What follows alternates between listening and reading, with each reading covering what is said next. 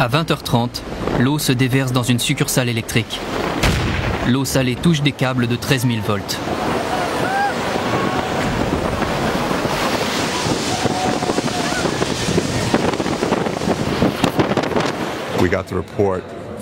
On a été averti par la succursale de la 13e rue Est qu'il y avait un problème. Avec cette explosion, 10 réseaux ont été coupés instantanément. De la 34e rue jusqu'à Battery Park, la moitié de Manhattan était dans le noir. Le sud de Manhattan est dans l'obscurité. On n'aurait jamais cru que ça puisse arriver à New York. Il ne faut pas paniquer. Il faut se comporter en citoyen.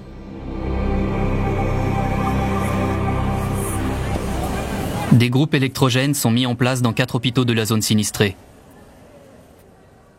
Mais seul l'un d'entre eux fonctionne.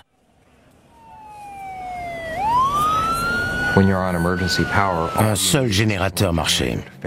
Il fallait dispenser des soins dans le noir.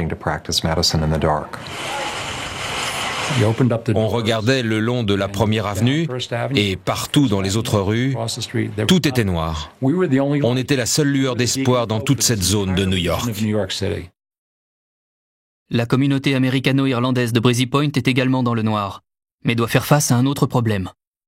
Un incendie se déclare dans une maison et se répand rapidement dans le quartier. Le ciel était entièrement rougi par les flammes. J'ai appelé ma mère. Elle était complètement hystérique au téléphone. Elle m'a dit « Fais une prière ». C'était très émouvant. Je ne savais pas comment j'allais m'en sortir. Encerclés par l'eau de toutes parts, les pompiers ne peuvent pas éteindre l'incendie. Quand les braises tombaient dans l'eau, ça faisait une petite explosion. C'était magnifique. On aurait dit une pluie de météorites.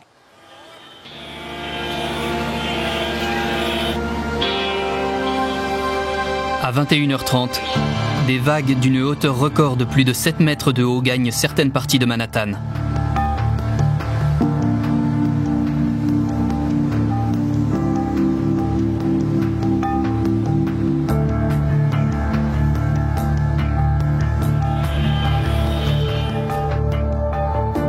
L'eau commence à s'infiltrer dans les tunnels du métro. Le directeur du MTA, Joe Lota, comprend que le réseau de transport va être totalement inondé. On n'aurait pas pu imaginer pire. L'eau de l'Hudson River coulait à flot dans le Battery Tunnel. On aurait dit des rapides. Chaque tunnel contenait près de 200 millions de litres d'eau. Près de 2 kilomètres de tunnel étaient envahis par l'eau de bas en haut. Au poste de commandement des pompiers, les problèmes surgissent de partout. Il y avait un incendie de niveau 6 à Breezy Point. Des milliers de gens encerclés par l'eau. Un incendie sur City Island.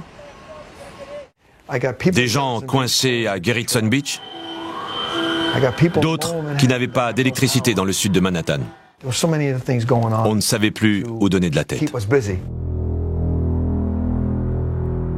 À 23h, les pompiers de Breezy Point retournent à leur caserne inondée.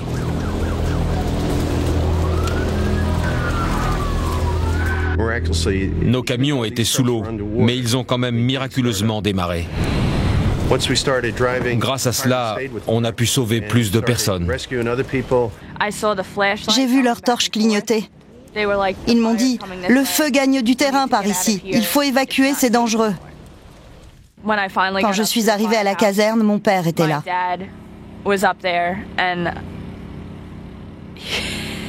Il m'a serré dans ses bras et ne me lâchait plus. C'est le plus grand incendie dans un quartier résidentiel de New York depuis 100 ans. J'ai envoyé un appel radio pour avoir des renforts. Allions-nous perdre tout Breezy Point ? J'étais aussi inquiet pour mes hommes. Ils avaient de l'eau jusqu'à la poitrine et des vents puissants alimentaient le feu. Je me suis dit, combien de maisons allons-nous perdre ? Combien de victimes va-t-il y avoir ? Combien de pompiers vont être blessés ou tués ? À Rockaway, les pompiers viennent en aide à Shatisha Wood et ses enfants. Son mari finit par réussir à la joindre au téléphone. Je lui ai dit qu'on était sur un bateau en sécurité. Il ne me croyait pas. On en a rigolé, il m'a dit « Shatisha, ce n'est pas drôle ». Et moi j'ai répondu « Chérie, je suis sérieuse, on est sur un bateau ». Le long du littoral, plus de 4 millions de foyers sont sans électricité.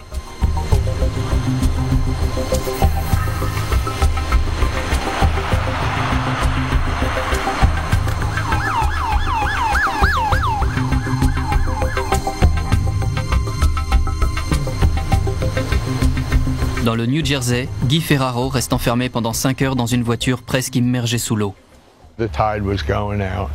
L'eau commençait à se retirer. Je ne sentais plus mes jambes. J'étais en pyjama.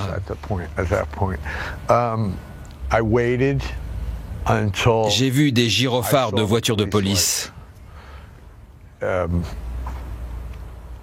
Je n'allais pas résister au froid très longtemps.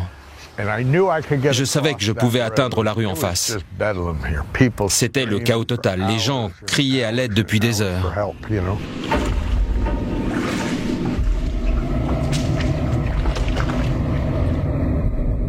Les services de transport de Manhattan sont envahis par l'eau. 7 tunnels de métro sont inondés jusqu'au plafond.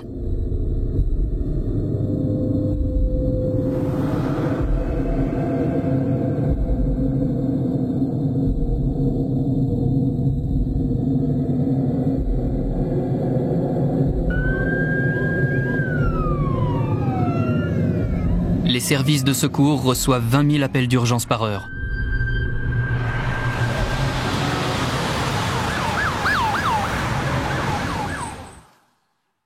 À Staten Island, Michael Clark n'arrive pas à joindre ses parents depuis des heures. Impossible d'aller chez eux en voiture. J'ai appelé un ami, je lui ai dit « Brian, tu as un bateau, fais quelque chose, viens ici ». Je disais sans arrêt à Bob, l'eau continue à monter. J'avais peur qu'elle monte très haut, il n'y avait pas d'issue de secours au grenier. Il me disait « Non, Linda, elle ne monte plus ». Je répondais « On va se noyer ». Il me rassurait « Reste calme, on ne va pas se noyer, on va s'en sortir ». J'avais une minuscule lampe de poche. Je voyais à peine à 60 cm devant moi. Il faisait très sombre. On ne se rend pas compte de la chance qu'on a d'avoir de la lumière dans les rues. Quand j'ai entendu la voix de ma mère, c'est comme si j'avais gagné au loto. Elle m'a regardé et elle m'a dit « Mais qu'est-ce que tu fais là ?» Je me suis mise à sangloter. Je lui ai dit « Tu es fou, Michael, qu'est-ce que tu fais là ?»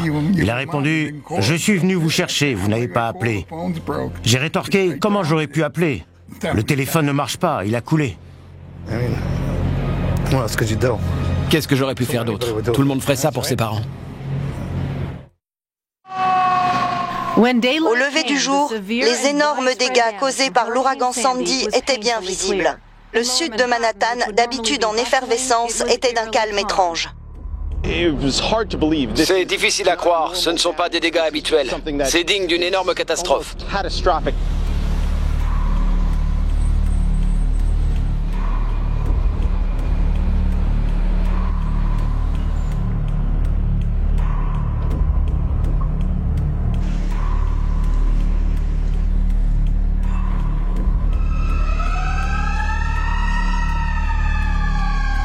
Le sud de Manhattan, la côte du New Jersey et Staten Island ressemblent à des champs de bataille. Sandy a fait des victimes aux USA. Leur nombre augmente au fur et à mesure que les secours dégagent les décombres.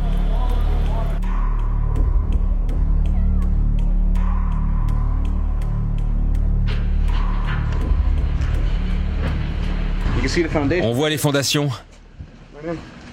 Tout est apparent. Les canalisations ont lâché. Les villes du littoral ont presque été entièrement détruites. 8 millions de foyers et d'entreprises se retrouvent sans électricité dans 17 États. Les réseaux de téléphone portable et les lignes fixes ne marchent pas. Il devient difficile de joindre des proches.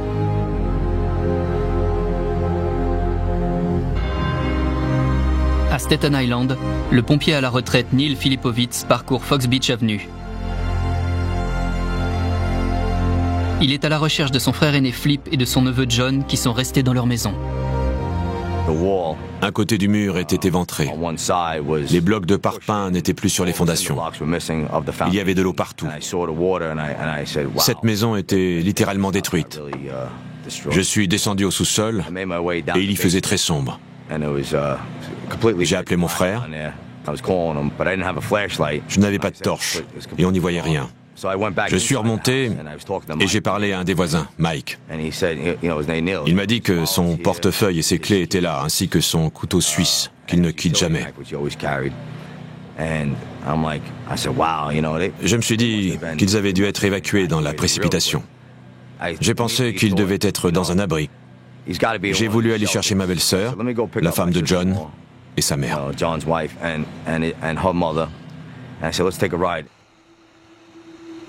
La famille de Neil peut se trouver n'importe où. Des dizaines de milliers de personnes se retrouvent sans foyer et sont entassées dans des abris temporaires. Les hôpitaux sont surchargés.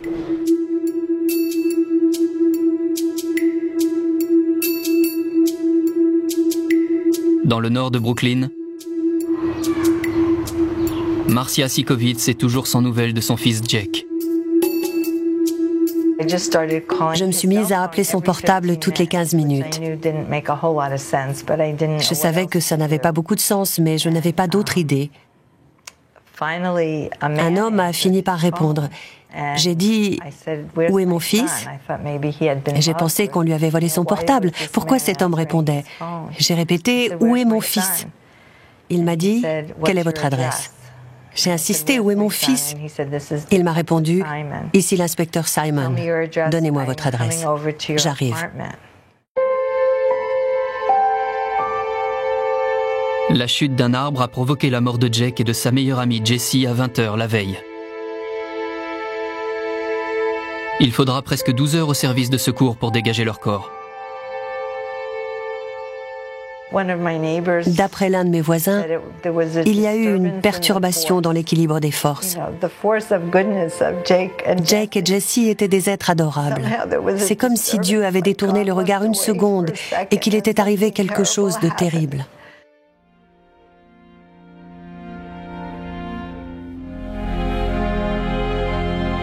Neil Filipovitz passe des heures à chercher son frère et son neveu. Personne n'avait vu Flip. Ma belle-sœur a commencé à s'inquiéter. Il n'avait pas essayé de prendre contact avec nous. Il n'était pas dans un abri, c'était mauvais signe. Neil retourne à la maison de son frère à la recherche d'indices. Quand je suis entré, je ne suis pas allé bien loin. J'ai éclairé ce coin-là avec une lampe torche et je suis allé vers la gauche.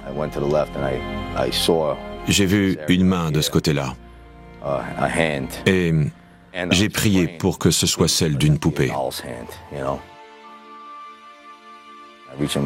J'ai tendu la main et j'ai vu la tête de mon frère. Juste derrière, il y avait celle de mon neveu. Je les ai sortis de l'eau. Mon frère avait la main droite dans le dos de son fils et mon neveu le tenait par la taille, la tête enfouie contre sa poitrine. Je suis sûr qu'ils savaient qu'ils allaient mourir et ils se sont accrochés l'un à l'autre désespérément. Je ne peux pas dire ce que j'ai ressenti. C'était mon idole et John était un prince qui ne méritait pas de mourir comme ça. Chacun doit pouvoir vivre chez soi en paix.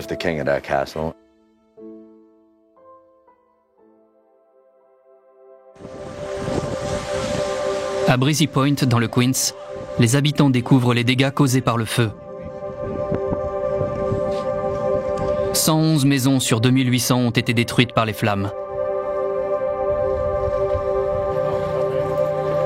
Heureusement, il n'y a eu aucune victime grâce aux efforts des pompiers bénévoles. Je ne suis pas prêt d'oublier l'image des flammes